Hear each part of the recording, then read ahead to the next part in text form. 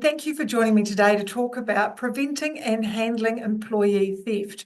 What to do if you suspect internal theft in your store, learn the critical steps retailers should take if they suspect employee theft, and learn how to spot those red flags and handle the situation professionally and protect your business from loss.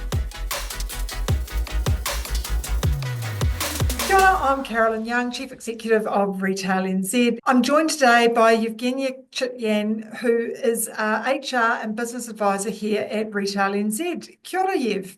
Kia ora. Thank you for having me. Pleasure. Look, really important topic for businesses to be on top of how to protect their business from employee theft.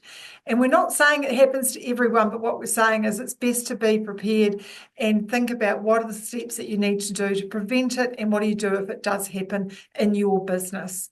And I guess the first thing we'd probably say is if a retailer or a business owner or a store manager suspects a staff member of stealing, what's the best approach for them to take? Hmm. Theft is a pretty serious allegation, right? It needs to be addressed because if it is happening, it can damage the business quite significantly in many ways. So I recommend running a formal investigation. You need to have some strong evidence. Before you can take any actual disciplinary action. So first think about why is it that you suspect theft? So, a few behaviors that maybe have raised your concerns are, let's say, someone who's in charge of accounts is refusing to take annual leave or behaving kind of suspiciously around showing people their work. Maybe you have staff members who are bringing large empty bags to work for some reason that they could be bringing stuff home in. Um, there could be weird behavior around taking out the rubbish or changing around stock where people may be hiding stuff to take home at the end of the day, or even just a pattern of every time this one particular person works, something goes missing or there's discrepancy in the purchase records, you know. So those are all potential red flags, but they're not evidence. So you need to really determine through a formal investigation the specific times and dates that you believe theft has occurred and exactly what was stolen.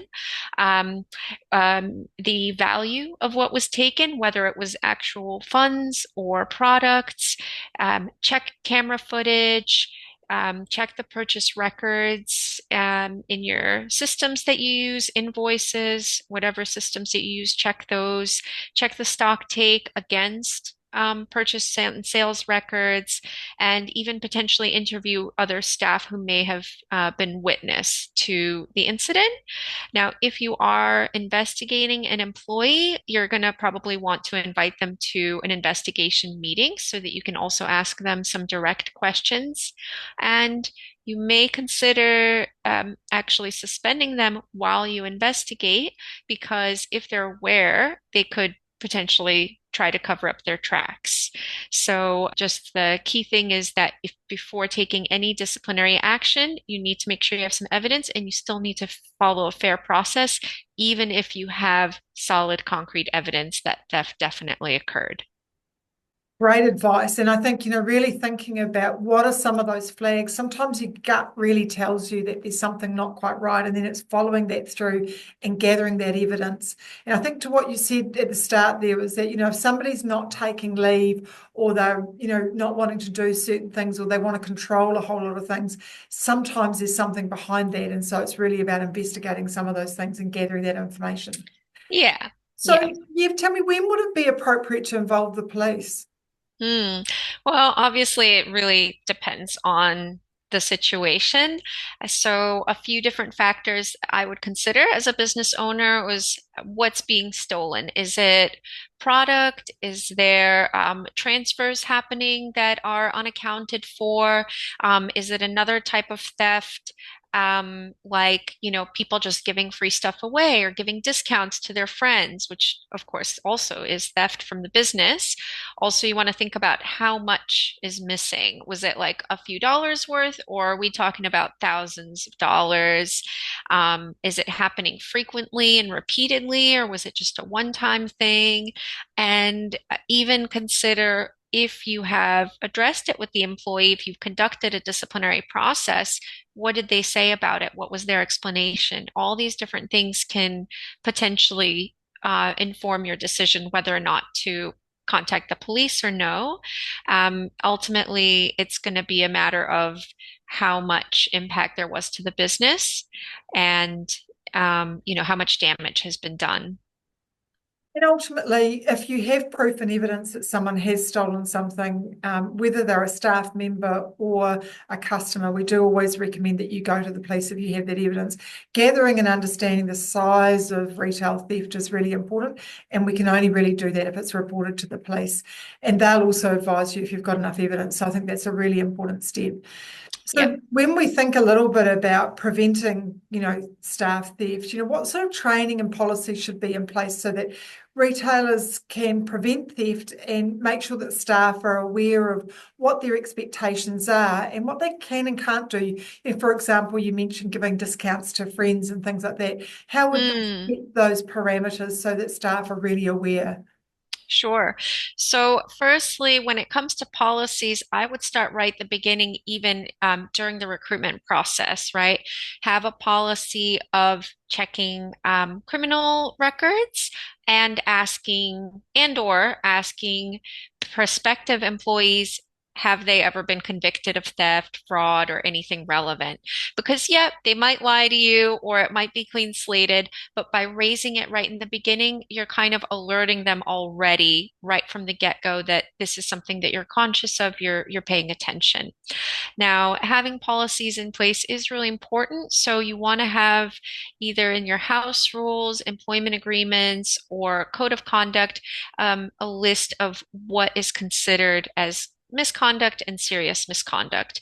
And so, for example, giving away free stuff or discounts, unauthorized discounts to your friends, potentially if you have that specifically defined as theft and as serious misconduct, then if it happens, you can easily refer right to that in your policies. There's something called a loss prevention policy that's very specific to theft, and it can refer to both external and internal theft.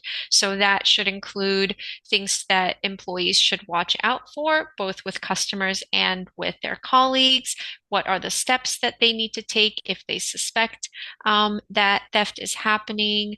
And even things like including in the policy at what threshold, would police potentially get involved? Because that can help dictate what happens, if it actually occurs. Then there's also outside of formal policies, there's the systems and processes that you have in place, right? So it's really good to build in checks and balances where you have double sign off for monthly reconciliations. Maybe you rotate who's doing the stock take each week or fortnight, however often you do it, so that different people are kind of getting a chance to do the work and also check each other's work. Do a spot check yourself. If you're the store manager or the business owner, it's always good to do spot checks yourself of the records because sometimes that's how you may notice that something is off.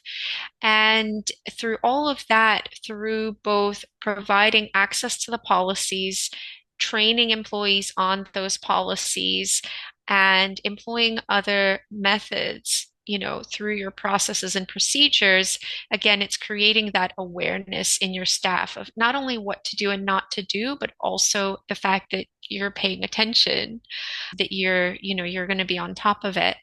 And I guess the last thing I might suggest is consider how your systems and technology can help you. So there's inventory management applications that you can implement. Even just something as simple as security cameras can go a long way with both preventing and or verifying theft if it is happening.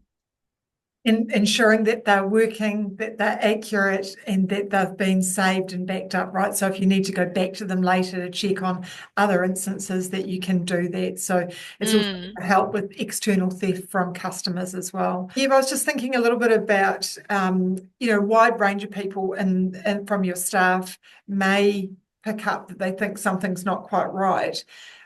how would you create, what would we recommend how to create an environment where another employee might feel encouraged to report suspicious behaviour from a colleague without sort of fear of retaliation? Yeah. Well, look, this is a little bit more complex because it's really all about building a whole culture in Yeah. your working environment. And that takes kind of sustained effort over some period of time. You, as the employer, you need to earn the trust of your staff just as much as they need to earn your trust, because they're not going to come and tell you anything if they don't trust you. So it starts with being consistent, say what you mean and mean what you say. If you have policies in place, make sure that you're sticking to them and that you're treating everyone equally. You're not playing favorites. And it's also important for employees to feel like they have opportunities to either give feedback or raise concerns. So I always suggest having regular one-to-ones with each employee, even if it's just a 15-minute catch-up once a month. That's time that's already set aside for them to speak with you. They don't have to chase you or go out of their way to get your attention, and it's in private. And if you've already cultivated that trusting relationship with your team, having that opportunity to speak with you in private can really encourage them to come forward with any concerns they have. And I think that if they've seen other examples where you have listened to feedback, you've addressed concerns in the past, they'll feel more encouraged that you'll do the same, if they come let you know that something's going on.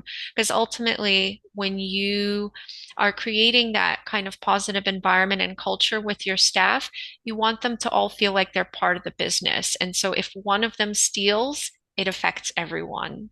So, however you can kind of communicate that to them and convey that to them, that's going to help encourage them to come forward. Great advice. Look, thank you so much for joining us today, Yev. It's been a real pleasure to speak to you and hear about how retailers can best approach and deal with suspected internal theft issues. It's a really complex space and there's a lot to it. So we've touched really quickly on a range of things that businesses can do to help prevent theft.